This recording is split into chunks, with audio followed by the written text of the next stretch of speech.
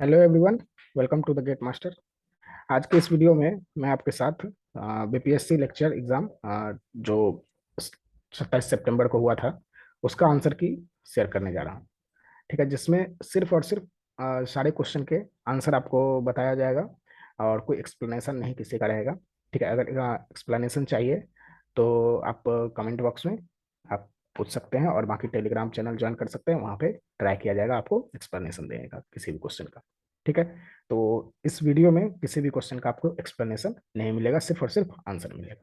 ठीक है, तो ये जो आंसर है वो क्वेश्चन बुकलेट सीरीज ए का है। ठीक है, सिविल इंजीनियरिंग का सबसे पहले हम लोग बात करते हैं तो क्वेश्चन बुकलेट सीरीज ए है।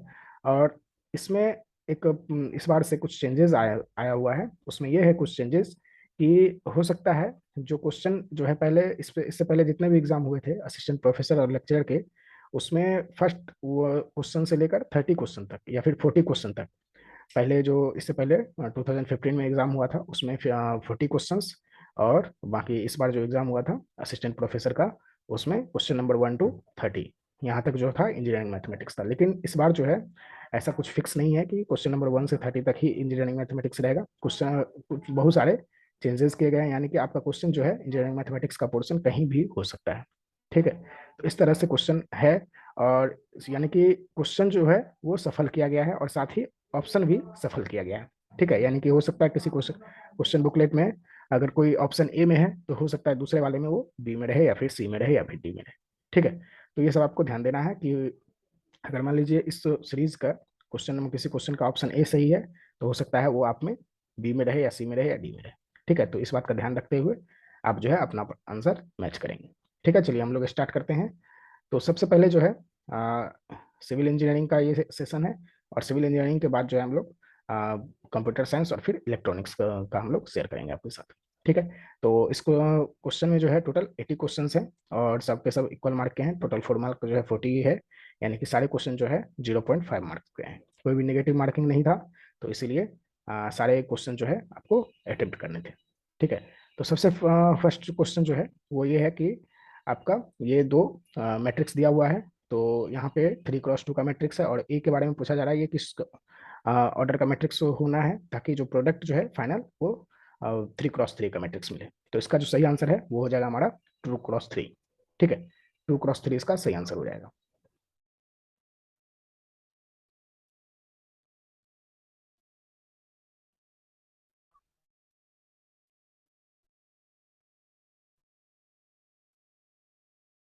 2x3 जो है इसका सही आंसर हो जाएगा। चलिए नेक्स्ट क्वेश्चन देखते हैं। क्वेश्चन नंबर, चलिए एक साथ करेंगे हम लोग क्या कि दोनों जितना स्क्रीन पे जो क्वेश्चन आएंगे सारे क्वेश्चन हम एक साथ करते हैं। तो यहाँ से क्वेश्चन नंबर 4 भी देख लेते हैं तुरंत। तो क्वेश्चन नंबर 4 में आइजन वेक्टर पूछा गया है, आइजन वैल्यू 1 के कोरस्पॉन्डिंग। तो इसका जो सही आंसर है वो हो जाएगा ऑप्शन ए, यानी कि 0, -1, 0 और -1 ये इसका आइजन वेक्टर हो जाएगा। ठीक है, चलिए इसके बाद जो है नेक्स्ट क्वेश्चन है क्वेश्चन नंबर 2, उसको देख लेते हैं। इसमें पूछा गया है कि identity matrix if I is an identity matrix of order M then it is a multiplicative identity of every matrix of order which. तो अगर एम ऑर्डर का है तो ये एम क्रॉस एम के जितने भी मैट्रिक्स हैं सबका मल्टीप्लिकेटिव आइडेंटिटी के लिए इसको यूज किया जा सकता है। ठीक है, तो ये ऑप्शन डी इसका सही आंसर हो जाएगा।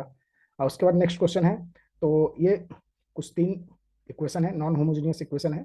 ठीक है, और ये तीनों नॉन होमोजेनियस इक्वेशन में देखिए इसमें पूछ रहा है कि कंसिस्टेंट होना चाहिए। तो कंसिस्टेंट होने के लिए क्या होता है कि जो अगर ये नॉन होमोजेनियस है तो नॉन होमोजेनियस में रैंक और ऑर्डर जो है जो ऑगमेंटेड मैट्रिक्स होता है उसका रैंक और ये जो ए मैट्रिक्स बनेगा, यानी कि ये 1 1 2 1 1 1 और फिर 1 2 3 और उसके बाद 2 5 लेमडा, इससे जो मैट्रिक्स बनेगा ये ए मैट्रिक्स रहेगा। ऑगमेंटेड में जो इक्वल टू के बाद का साइन है और बाद का जो नंबर है वो आ जाएगा। तो ऑगमेंटेड मैट्रिक्स और ए मैट्रिक्स दोनों का रैंक जो है इक्वल होना चाहिए, दोनों का रैंक इक्वल होना चाहिए, तभी जो है क्या होगा वो कंसिस्टेंट होगा। ठीक है, दोनों का रैंक इक्वल होना चाहिए तभी वो कंसिस्टेंट होगा। और साथ ही कंसिस्टेंट में फाइनाइट और इनफाइनाइट दो तरह के केस होते हैं, फाइनाइट सॉल्यूशन और इनफाइनाइट सॉल्यूशन। तो फाइनाइट सॉल्यूशन में क्या होता है एक सॉल्यूशन रहेगा और या फिर यूनिक सॉल्यूशन। और इनफाइनाइट में क्या होता है, इनफाइनाइट सॉल्यूशन होता है। तो इनफाइनाइट के केस में क्या होता है कि ऑगमेंटेड मैट्रिक्स और इसका ए मैट्रिक्स, दोनों का रैंक तो इक्वल होना ही चाहिए तभी कंसिस्टेंट होगा, लेकिन इनफाइनाइट के सॉल्यूशन के केस में क्या होता है कि वो जो रैंक है वो ऑर्डर से कम होना चाहिए। तो यहाँ जब आप इसका बनाएंगे तो एक, जब रैंक से कम यानी कि अगर इसका ऑर्डर से कम यानी कि इसका ऑर्डर आएगा आपका पास 3, तो ऑर्डर से कम होना चाहिए, यानी कि रैंक जो है अगर 2 आ जाएगा हमारे पास तो ये जो है कंसिस्टेंट हो जाएगा। तो यहाँ से जो वैल्यू आएगा हमारे पास वो क्या आ जाएगा, लेमडा 8 और म्यू का वैल्यू 36। ठीक है, तो ये आंसर इसका आ जाएगा, आप चेक कर लीजिएगा। ठीक है, नेक्स्ट क्वेश्चन है, यहाँ पे कैरेक्टरिस्टिक रूट यानी कि आइजन वैल्यू पूछा जा रहा है इसका। ठीक है, तो आइजन वैल्यू जो है वो आप देख लेंगे सीधा कि आइजन वैल्यू का जो सम होता है क्या होता है, ट्रेस मैट्रिक्स का ट्रेस होता है। तो ये मैट्रिक्स का ट्रेस यही हो गया ना, 6 + 3 + 3, यानी कि अगर इसको आप ऐड करेंगे तो ये आ जाएगा 12। 12 जो देख लीजिए किसका समेशन है, तो 8 अलजेब्रिक समेशन हमें देखना होता है। ठीक है, ये भी आपको ध्यान रखना है। तो 8 + 2 + 2 यानी कि ये 12, ये हमारा सही आंसर हो जाएगा। ठीक है, चलिए नेक्स्ट क्वेश्चन है क्वेश्चन नंबर 6, ये कि द पॉइंट ऑफ डिसकंटिन्यूटी, इसका पॉइंट ऑफ डिसकंटिन्यूटी पूछ रहा है कि एफ जीरो पे वैल्यू जीरो है और अगर जीरो नहीं है तो इसका एफ फंक्शन का जो वैल्यू है sin x/x है। तो यहाँ पे किस पॉइंट पे ये डिसकंटिन्यूअस है, तो यहाँ पे आपको x = 0 इसका वैल्यू आएगा। ठीक है, इसको ध्यान रखना है आपको। ठीक है, चलिए नेक्स्ट क्वेश्चन है, बोल रहा है इफ द फंक्शन दिस, तो F dash C equal to 0, यानी कि इसको आप जब रॉल्स थ्योरम से सॉल्व करेंगे तो इसका वैल्यू ये आएगा c = 3 एंड c = -2। बट यहाँ पे देखिए कि ये जो डोमेन इसका डिफाइंड किया गया है -3 से 0 के बीच में, तो c का वैल्यू हम जो भी लेंगे वो -3 से 0 के बीच में होना चाहिए। तो -3 से 0 के जब बीच में जब हम लोग नंबर सेलेक्ट करेंगे तो वो 3 नहीं आएगा, 3 हमारा रिजेक्ट हो जाएगा, इसीलिए c = -2 जो है वो हमारा फेवरेबल वैल्यू होगा। ठीक है, तो ये हमारा सही आंसर होगा, ऑप्शन सी हमारा इसका सही आंसर नहीं होगा। चलिए नेक्स्ट क्वेश्चन हम लोग देखते हैं, इसका मिनिमम वैल्यू पूछ रहा है। तो इसका मिनिमम वैल्यू आप लोग निकालेंगे, जस्ट कुछ खास नहीं है, वो इजी क्वेश्चन है। जब मिनिमम वैल्यू इसका निकालेंगे तो आपका जो है आंसर इसका आ जाएगा ऑप्शन नंबर सी यानी कि 4।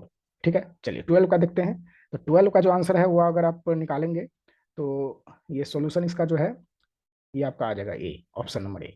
ठीक है, ऑप्शन ए इसका आ जाएगा। जब आप इसका ऑक्सिलरी इक्वेशन निकालेंगे, ऑक्सिलरी इक्वेशन जो है उसको निकाल करके इसको सॉल्व करना होगा और उसके बाद पार्टिकुलर इंटीग्रल आपको निकालना होगा। तो ये कम्प्लीमेंट्री फंक्शन और पार्टिकुलर इंटीग्रल जो इंटीग्रल है उसके सम को हम लोग क्या बोलते हैं, वही हमारा क्या होता है, सॉल्यूशन होता है। तो आराम से इसका सॉल्यूशन निकल सकता है। ठीक है, चलिए नेक्स्ट क्वेश्चन देखते हैं हम लोग। डायरेक्शनल डेरिवेटिव इसका पूछा जा रहा है। तो डायरेक्शनल डेरिवेटिव कुछ खास नहीं होता है, क्या होता है, डॉट प्रोडक्ट हम लोग निकाल लेंगे, कोई दिक्कत नहीं। सॉरी, डायरेक्शनल डेरिवेटिव पूछा जा रहा है ना, तो डायरेक्शनल डेरिवेटिव जब हम लोग निकालेंगे तो इसका वैल्यू जो है 37/3 आएगा, इसका चेक कर लीजिएगा।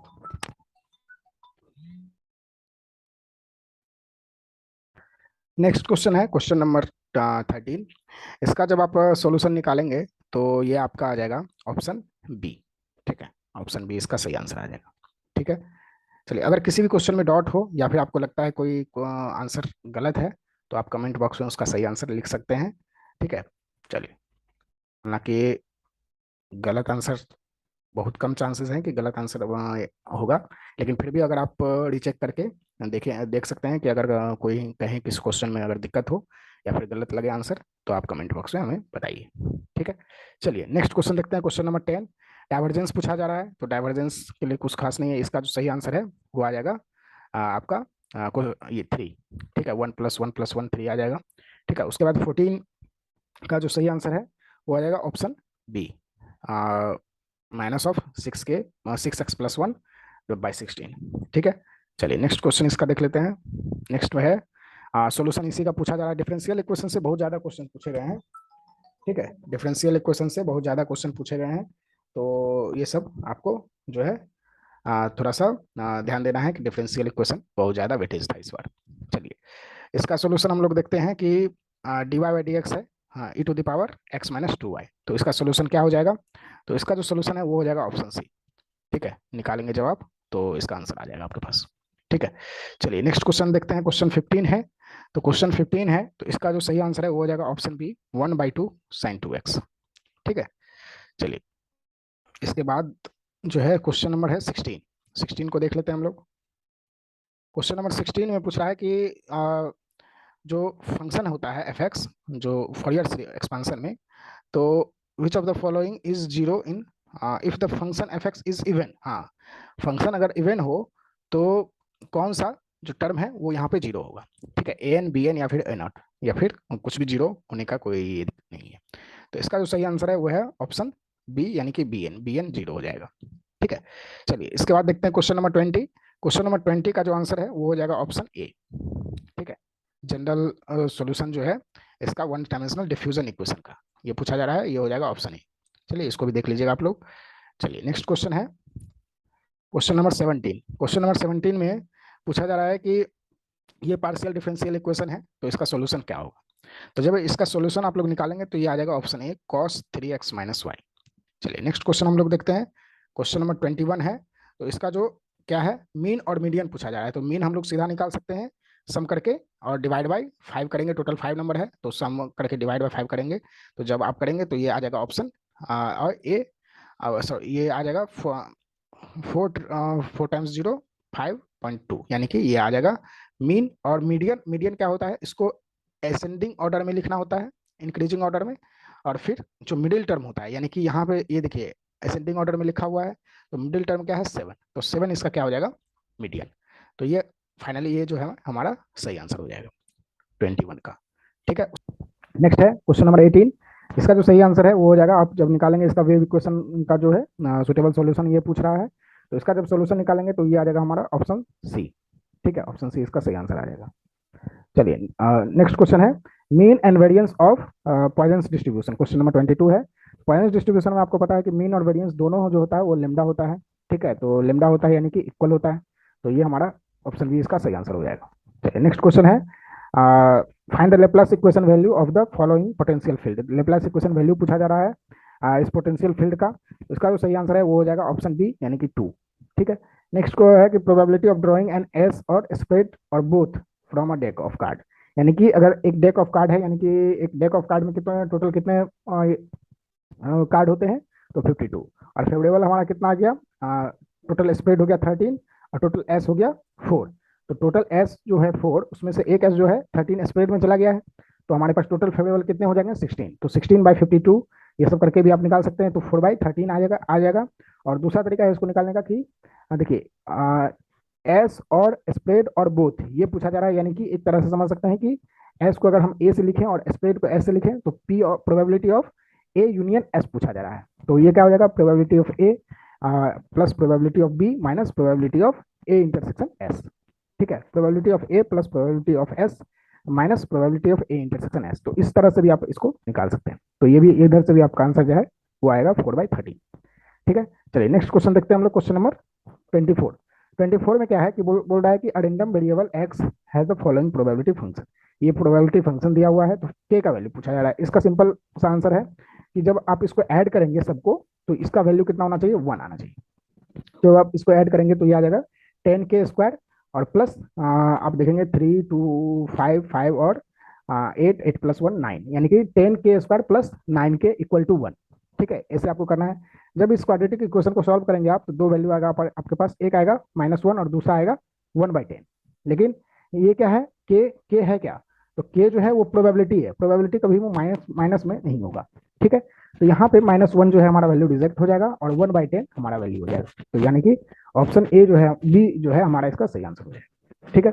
चलिए नेक्स्ट क्वेश्चन है इसमें क्वेश्चन नंबर 27, इसको भी देख लेते हैं हम लोग। क्वेश्चन नंबर 27 में लैग्रेंज इंटरपोलेशन बोल रहा है यहाँ पे करने के लिए, डेटा दिया हुआ है, उसको जब आप करेंगे तो आपका जो है ऑप्शन सी इसका सही आंसर लगभग आएगा, ठीक है। चलिए नेक्स्ट क्वेश्चन है क्वेश्चन नंबर 28 को भी देख लेते हैं हम लोग। 28 में बोल रहा है कि the first derivative of the function at the point x = 1.5, ये जो डेटा है उसमें दिया हुआ है, तो ये पूछा है फर्स्ट डेरिवेटिव क्या होगा, तो फर्स्ट डेरिवेटिव जब इसका आंसर आप निकालेंगे तो ये जो है आपका आ जाएगा ऑप्शन ए यानी कि 9, ठीक है। चलिए नेक्स्ट क्वेश्चन देखते हैं हम लोग, क्वेश्चन नंबर 25, ठीक है। If one regression coefficient is greater than 1 then other, देखिए जब रिग्रेशन कोएफिशिएंट की बात करें तो इसमें अगर एक कोएफिशिएंट अगर ग्रेटर देन 1 हो तो दूसरा लेस देन 1 होता है, तो ऑप्शन सी इसका सही आंसर हो जाएगा, ठीक है। क्वेश्चन नंबर 25 का ऑप्शन सी सही आंसर हो जाएगा।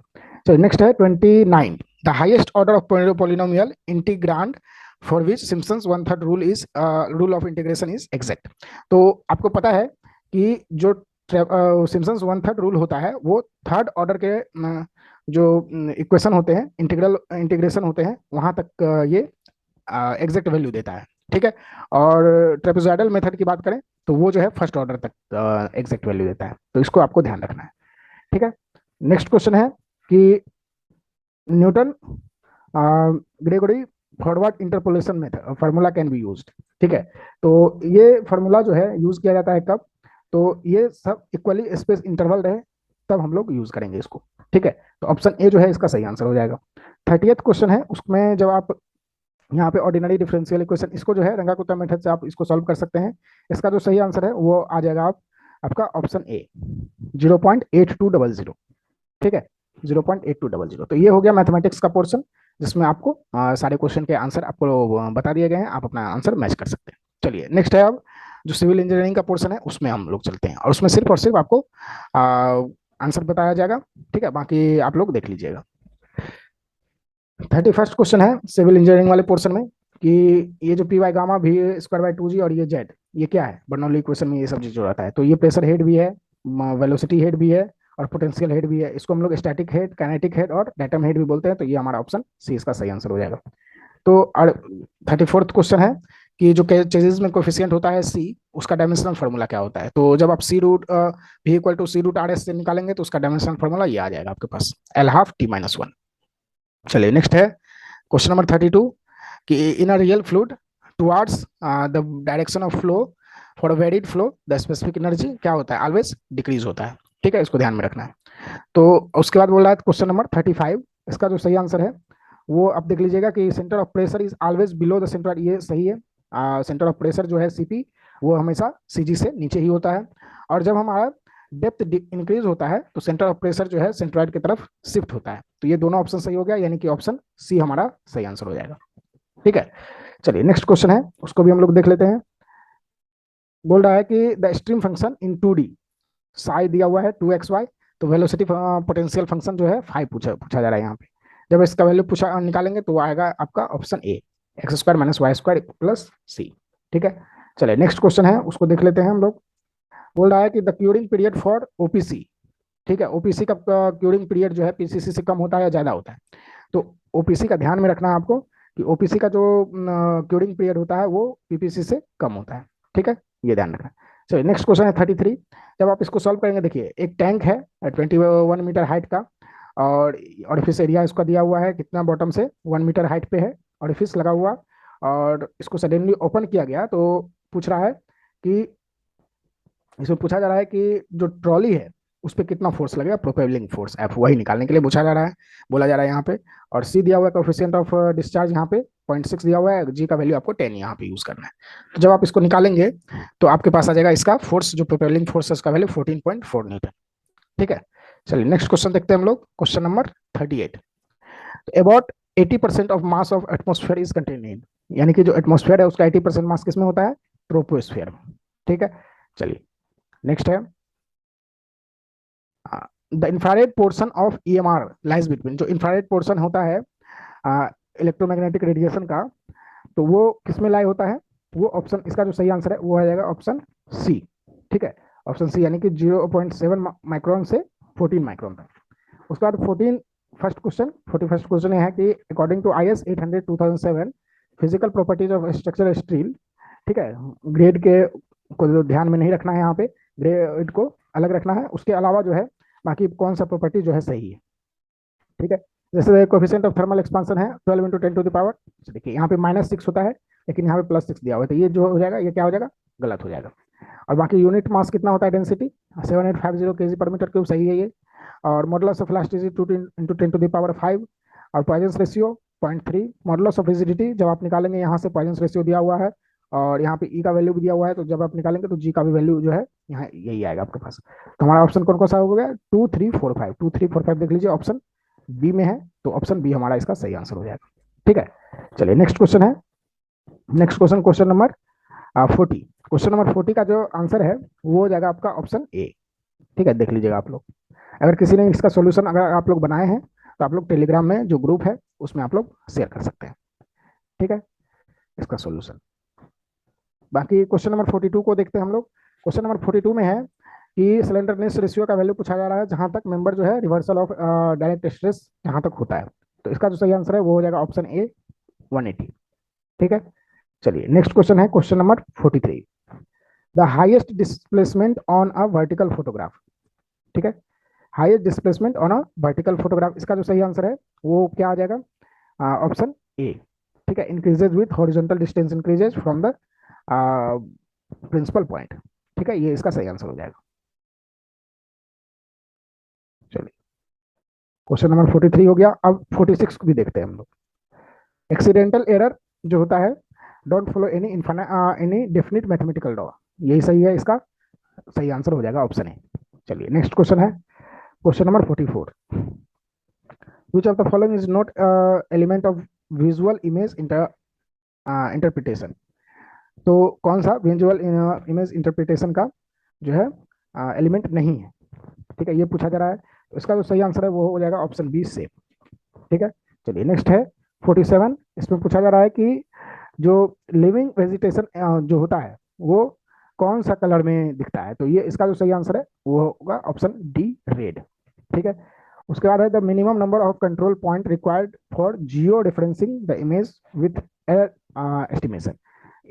जो एरर एस्टिमेशन के लिए जो है जियो रेफरेंसिंग के लिए कम से कम कितने नंबर ऑफ कंट्रोल पॉइंट होना चाहिए? तो इसका जो सही आंसर है वो है ऑप्शन टी 3। ठीक है, टोटल 3 पॉइंट होने चाहिए कम से कम।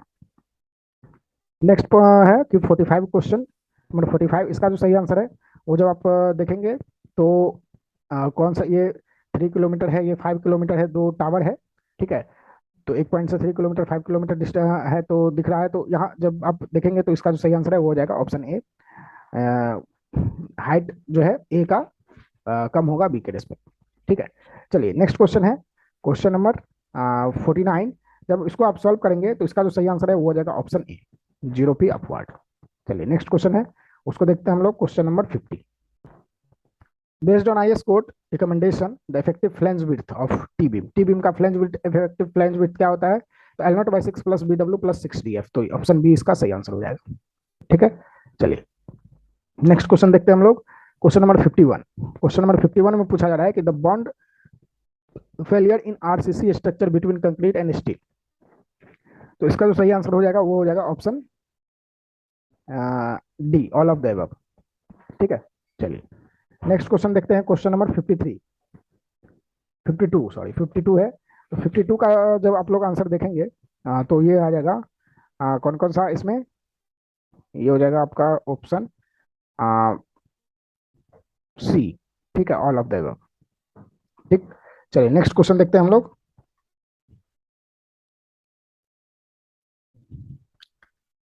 इसका भी अगर सॉल्यूशन आपके पास है तो आप सॉल्यूशन सेट कर सकते हैं। बाकी किसी भी क्वेश्चन का अगर सॉल्यूशन आपने बनाया है तो आप क्वेश्चन का सॉल्यूशन जो है ग्रुप में GATE master official Telegram channel join करके और उसमें जो डिस्कस का सेक्शन आएगा उसमें जा करके आप सेंड कर सकते हैं।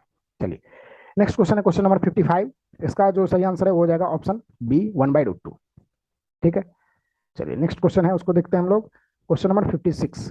यूनिट हाइड्रोग्राफ के बारे में पूछा जा रहा है। तो ये जो है टाइम इनवेरियंस और लीनियर रिस्पॉन्स वाला होता है। ठीक है, चलिए इसका जो है क्वेश्चन नंबर 53, क्वेश्चन नंबर 53 का जो सही आंसर मैं आपको बता देता हूँ। इसका जो सही आंसर है वो है ए 140, सॉरी ए नहीं 160 होगा इसका आंसर। ठीक है, 160। आप देख लीजिएगा इसका सॉल्यूशन अगर आपके पास है तो सेंड कर सकते हैं, जो भी आपका अगर जो भी आंसर आ रहा हो। ठीक है, चलिए नेक्स्ट क्वेश्चन देखते हैं हम लोग। पोरोसिटी दिया हुआ है 0.5 है और स्पेसिफिक ग्रेविटी 2.7 है। तो क्रिटिकल हाइड्रोलिक ग्रेडियंट पूछ रहा है। इसका जब वैल्यू निकालेंगे तो ये आएगा 0.85। ठीक है, और 54 में इसका जब सही आंसर आप देखेंगे तो यह आ जाएगा √2। ठीक है, चलिए अब 58 में पूछ रहा है कि हाइड्रोमीटर रीडिंग का इक्वेशन क्या होता है।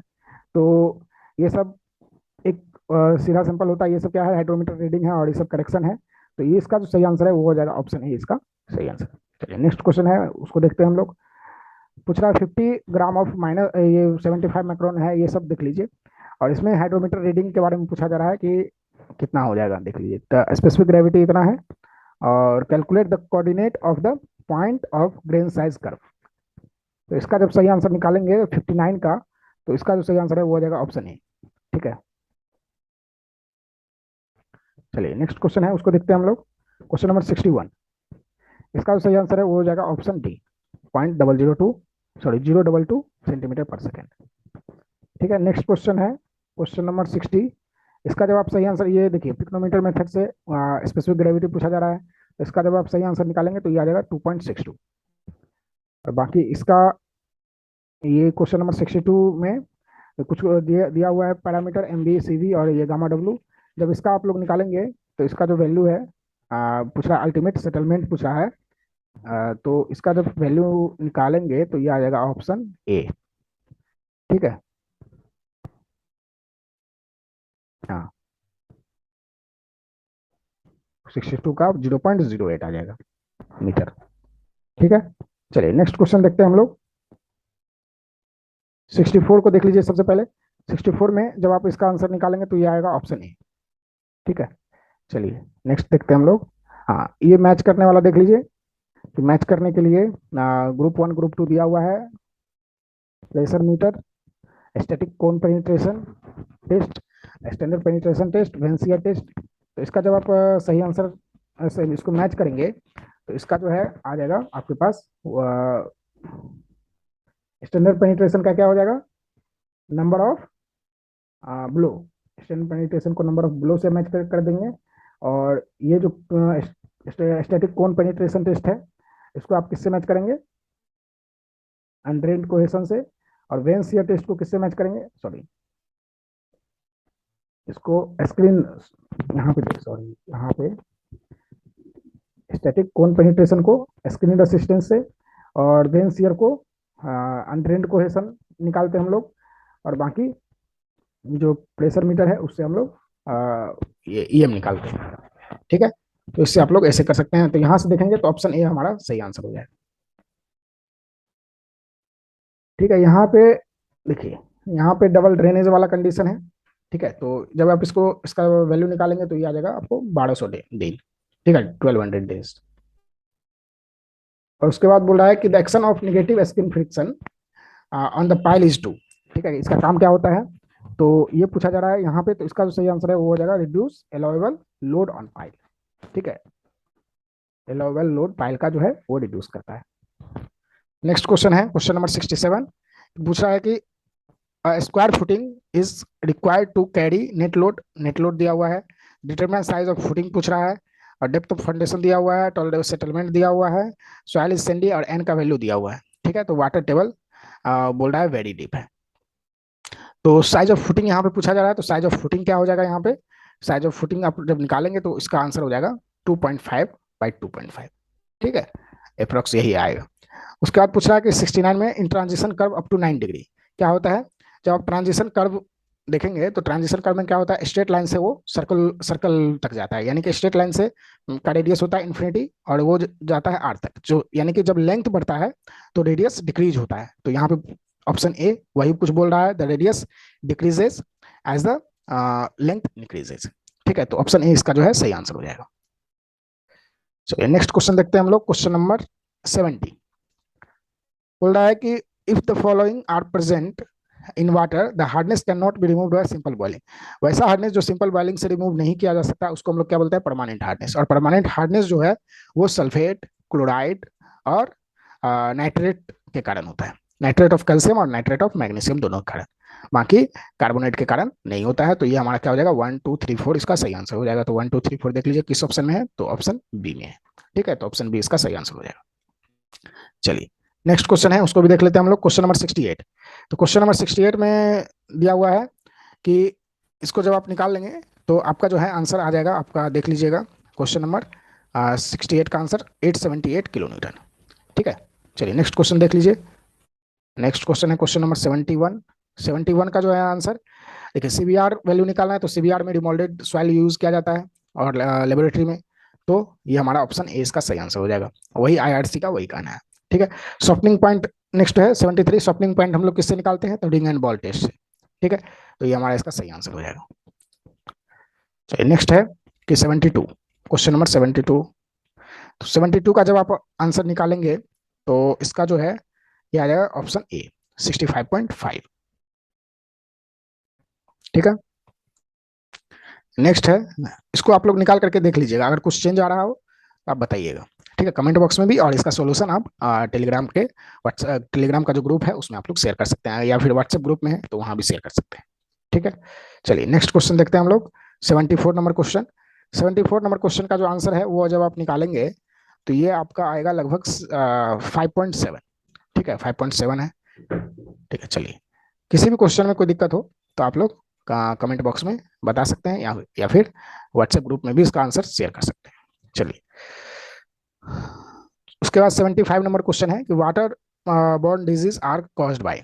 तो वाटर बॉर्न डिजीज जो होता है वो बैक्टीरिया के कारण भी होता है, वायरल भी होता है ये, और प्रोटोजोआ के कारण भी होता है। तो ये हमारा ऑप्शन डी हो जाएगा, ऑल ऑफ द अबव। और उसके बाद 78 नंबर क्वेश्चन है कि the maximum deflection of simply supported beam occurs at zero. मतलब जो मैक्सिमम डिफ्लेक्शन होगा वो कहाँ पे अकर होगा, तो जहाँ वैसा जगह जहाँ पे जो है मैक्सिमम डिफ्लेक्शन होगा तो वहाँ पे स्लोप क्या होगा, वो जीरो होगा। तो जीरो स्लोप लोकेशन पे हमारा मैक्सिमम डिफ्लेक्शन होगा, ठीक है। तो ये ऑप्शन सी इसका सही आंसर हो जाएगा।